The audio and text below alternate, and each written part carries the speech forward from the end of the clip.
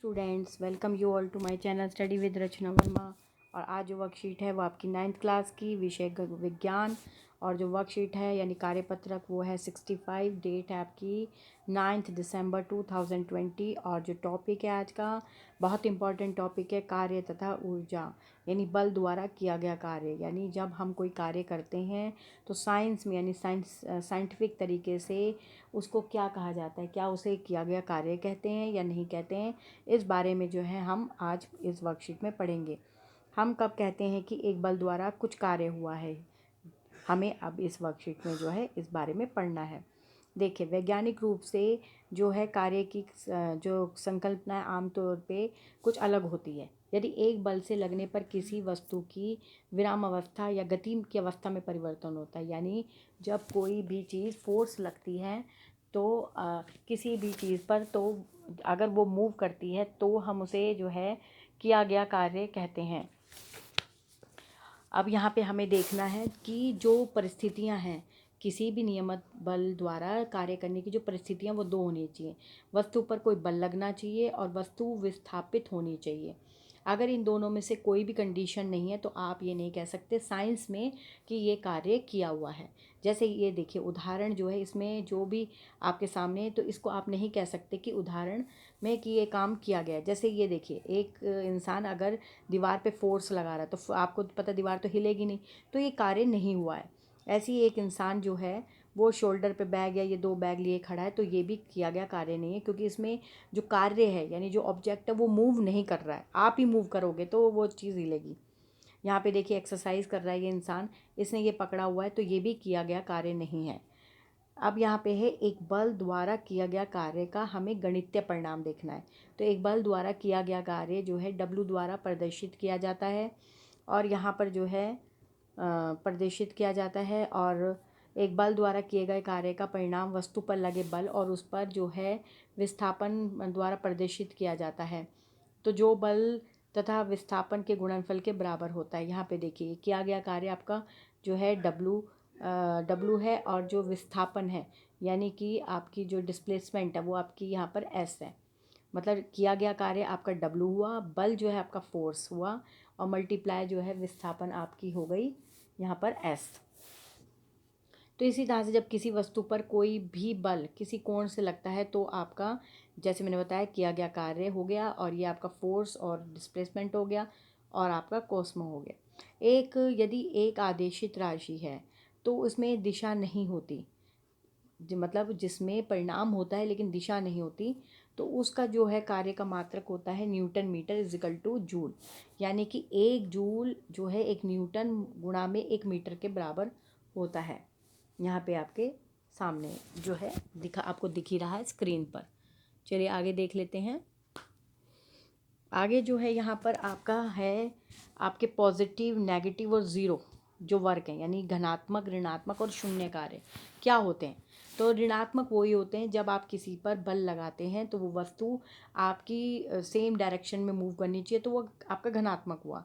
जैसे एक बच्चा जो है खिलौने को खींच रहा है, एक चुंबक लोहे को अपनी तरफ खींच रही है, और अगर आप जिस पर बल लगा रहे हैं उसके अपोजिट डायरेक्शन में जो है आपकी मूवमेंट हो रही है, तो वो ऋणात्मक है। जैसे कि मान लो आप आगे चल रहे हैं और आपको कोई पीछे से धकेले या पीछे से खींचे, तो आपका ऋणात्मक हुआ। शून्य ये होता है जब आपका किया गया कार्य और यदि बल द्वारा वस्तु की अवस्था में कोई परिवर्तन नहीं आता, यानी आप सर पे टोकरा रख के सामान लेकर जा रहे हैं, तो देखिए वस्तु अपनी जगह पे स्थिर है और आप ही चल रहे हैं, तो वो आपकी शून्य हुई।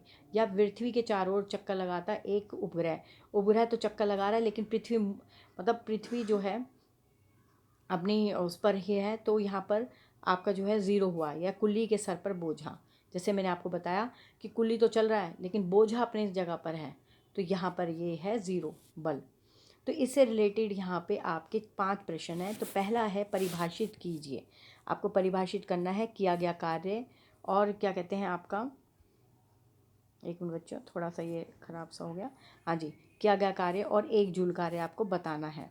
तो यहाँ पे देखिए कार्य की परिभाषा के अनुसार किया गया कार्य बल तथा विस्थापन के गुणनफल के बराबर है। अतः किसी वस्तु पर लगने वाला बल जो है किया गया कार्य बल के परिणाम तथा वस्तु की दिशा में चलाई गई दूरी के गुणनफल के बराबर होता है। तो कार्य में केवल परिणाम होता है तथा कोई दिशा नहीं होती है। जूल देखेंगे आप तो अंतर्राष्ट्रीय इकाई प्रणाली के अंतर्गत तो ऊर्जा या कार्य की एक व्युत्पन्न इकाई है। एक जूल जो एक न्यूटन बल की दिशा में होता है और 1 मीटर दूरी पर लगने पर या फिर 1 एम्पायर की विद्युत धारा को 1 ओम के प्रतिरोध के रूप में 1 सेकंड तक गुजरने में व्यय हुई ऊर्जा पर किया गया कार्य के बराबर होता है। चलिए आगे देखिए, आपका जो प्रश्न नंबर है अगला देख लेते हैं। यहाँ पे है कि यदि 5N बल के प्रयोग में एक भार जो है 2M पर विस्थापित किया जाता है तो किया गया कार्य की मात्रा ज्ञात कीजिए। ये रहा आपका आंसर, ये वाला। ये देखिए, तो यहाँ पे है 5 जो N है उस पर बल पर किसी वस्तु का कार्य हो रहा है, तो 2 मीटर के माध्यम से वस्तु विस्थापित की जा रही है। तो आपका जो है बल विस्थापन के माध्यम से वस्तु पर किया गया कार्य है, तो आपका हो जाता है 5N multiply 2M is equal to 10Nm या 10J किया जाता है।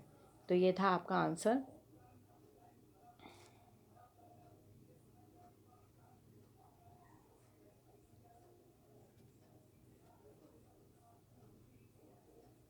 ये था हमारा प्रश्न नंबर, हमने प्रश्न नंबर 1 किया था, हमारा ना प्रश्न नंबर 2 रह गया था। हमने अभी 3 पढ़ा है, मतलब हमने प्रश्न नंबर 1 के 2 पॉइंट्स पढ़े थे और अभी हमने 3 पढ़ा है। हमारा 2 रह गया कि वैज्ञानिक रूप से कार्य होने की जो है हमें दशा बतानी है, मतलब किस हाल में हम जो है कार्य को कहते हैं।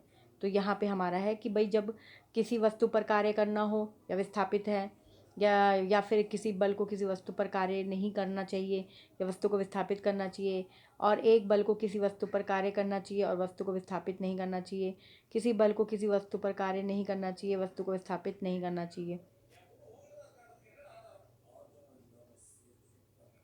तो आप देखिए, मैंने आपको यहाँ पे ये चार हैं हमारे। तो यहाँ पे आप जो है कहा जाता है कि जब कार्य किया जाता है, ठीक है। ये आंसर जो है आप वर्कशीट से भी कर सकते हैं, क्योंकि वर्कशीट में भी दिया हुआ है। जब आप कहते हैं कि आपका कार्य, मतलब आपका कार्य किया गया है, तो आप ये जो है ये यहाँ से भी कर सकते हैं। ये रहा, मतलब आप इसको भी कह सकते हैं, ये भी आप कह सकते हैं कि जब आपका कार्य होता है कोई, तो आप इस आंसर को भी जो है यहाँ पे लिख सकते हैं। चलिए आगे देख लेते हैं। यहाँ पर आपका जो है थर्ड मैंने आपको बता ही दिया था। अब है आपने दैनिक जीवन में धनात्मक, ऋणात्मक तथा शून्य कार्य के उदाहरण देने हैं। तो यहाँ पे देखते हैं, यहाँ पे आपका है कि धनात्मक ऋणात्मक जो है आपने बताने हैं। हमने ये पढ़ ही लिया था। अब ये वाला हमारा ये रहा आंसर, मतलब जब आप कहते हैं धनात्मक, ऋणात्मक और जब शून्य कहते हैं। देखिए वर्कशीट में आपका आंसर दिया हुआ है, आप वो भी लिख सकते हैं और ये भी लिख सकते हैं। ये मैंने आपके लिए बहुत जो है अच्छी तरह से आप समझ सके, तो ये कंटेंट आपके लिए मैंने करा है। संभावित कार्य, तो बल और विस्थापन एक ही दिशा में होने पर किसी वस्तु पर किया गया कार्य सकारात्मक कार्य कहलाता है। तो किए गए सकारात्मक कार्य के उदाहरण है एक फुटबॉल को मारना, एक कुर्सी को हिलाना। अगर आप नेगेटिव या नकारात्मक कहते हैं तो बल और विस्थापन विपरीत दिशा में होने पर किया गया कार्य नकारात्मक कहलाता है। किए गए नकारात्मक कार्य के उदाहरण है किसी को धक्का देना, और जब आप आगे बढ़ने की कोशिश करते हैं तो आपको कोई पीछे से खींचता है। शून्य कार्य जब आप कहते हैं तो जब आप बल और विस्थापन के एक दूसरे के लिए लंबवत हों, यानी पेंडिकुलर हों, तो बल या विस्थापन शून्य होता है। जैसे कि आप जो है, जैसे कोई बोझा ढो रहा है, तो जो बोझा ढो रहा है वो शून्य कहलाता है। या पृथ्वी के चारों तरफ कोई उपग्रह चक्कर लगा रहा है तो वो शून्य है। तो किए गए सकारात्मक कार्य के उदाहरण आपके सामने हैं, जैसे एक शरीर को एक गोलाकार रास्ते में ले जाने के लिए केंद्रक बल और विस्थापन एक दूसरे लंबवत होते हैं, यानी परपेंडिकुलर होते हैं, इसलिए जो है सेनिप्रेटल फोर्स द्वारा किया गया शून्य है।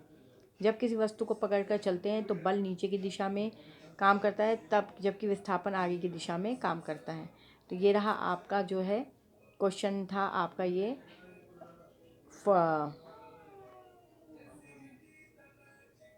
था आपका क्वेश्चन नंबर 4, जिसमें आप था आपके दैनिक जीवन में ऋणात्मक, मतलब धनात्मक, ऋणात्मक और शून्य कार्य को ध्यान देने।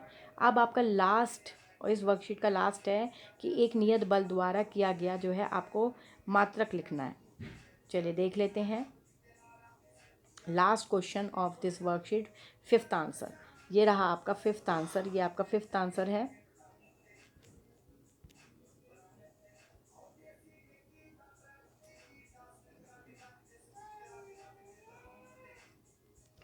ठीक है, ये आंसर नंबर आपका फिफ्थ है, देख लेते हैं। तो कार्य का मात्रक यानी जूल है, इसे संक्षेप में जे से निरूपित किया जाता है। तो जूल हुआ आपका न्यूटन यानी मीटर, कार्य का एक आदेशित राशि है। और मैंने देखिए ये आपको डायग्राम से भी आपको मैंने समझाया है। एस आपको पता ही है, मैंने आपको बताया था एस होता है डिस्प्लेसमेंट और एफ होता है फोर्स यानी बल। ठीक है, तो ये रही आपकी आज की वर्कशीट। ये आपका आंसर नंबर हो गया 5th। ठीक है, ये आपका हो गया आंसर नंबर 4th।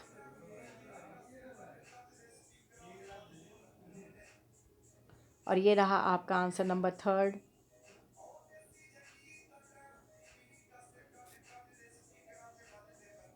और ये आपका आंसर नंबर 2nd।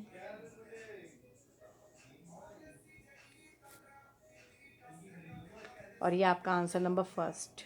के 2 पार्ट हैं, तो ये आपका आंसर नंबर 1st। ठीक है, इस तरह से आपकी वर्कशीट ख़त्म होती है। बहुत अच्छी वर्कशीट है। अगर आप इसे शेयर नहीं करेंगे तो आप जो है इसकी प्रैक्टिस नहीं कर पाएंगे। तो ज़्यादा से ज़्यादा शेयर कीजिए और इसकी प्रैक्टिस कीजिए, तभी आपके जो है एग्ज़ाम आने वाले हैं और आप इसको अच्छे से समझ पाएंगे। और please comment on my channel and subscribe it. Thank you so much for watching my video.